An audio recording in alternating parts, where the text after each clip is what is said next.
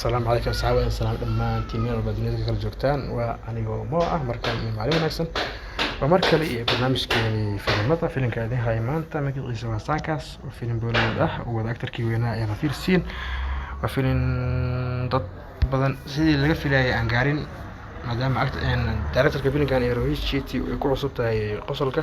laakiin se lacag fiican sameeyay oo hit noqday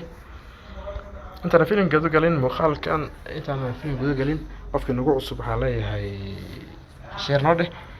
qaabka filmaanta u soo deeno waa qaab link ahaan ah waxa soo deena muuqaal yar aan ku sharaxayno filmada aan soo deen rabno filimka isla markaas filimka soo deen rabno muuqaalkaas dhexdiisa waxaan ku sheegnaa linkiga filimkaas oo dhameystiran oo full af Soomaali ah meesha soo gelin doono oo ah badanaa meesha commentiga muuqaalkaas ama meesha commentiga ka hooseeya muuqaalada ka hooseeya mid kamid ah qofkii aan fahmin qaabka filmada u soo geliyo wuxuu weydiin karaa meesha commentiga aniga oo sharaxayo inta kadib filimka idin hay maanta magaciisa waa Saakaas waa filim qosol iyo qiso ah waa filim Bollywood ah filimkan wuxuu soo baxay 23 December 2022 waxaa directorka weyn ee caanka ah Rohit Shetty filmaanta weyn lagu bartay sidii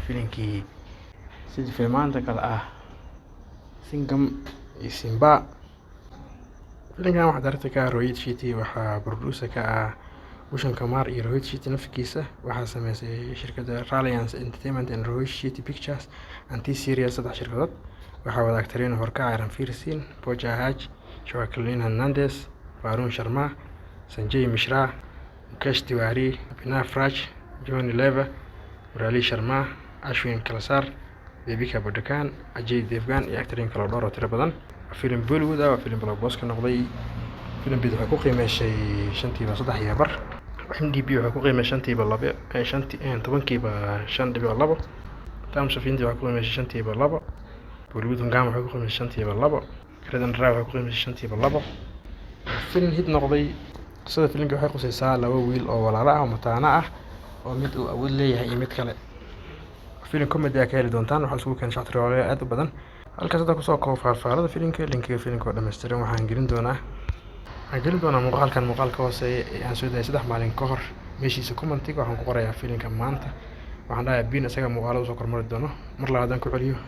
linkiga filimkan aan ka sheekeynayo faafaaladiisa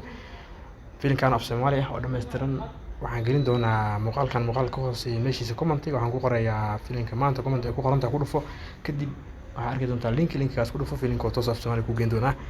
mar saddexaad ku celiyo filimkan hadda ka hadlayo linkigiisa ama filimkiisa oo dhameystiran oo af Soomaali ah waxaan gelin doonaa muuqaalka hooseeya oo aan soo daayay 3 maalin ka hor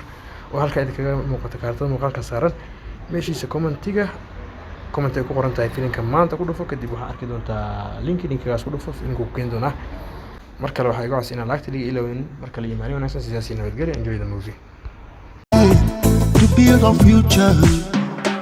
we are Somalia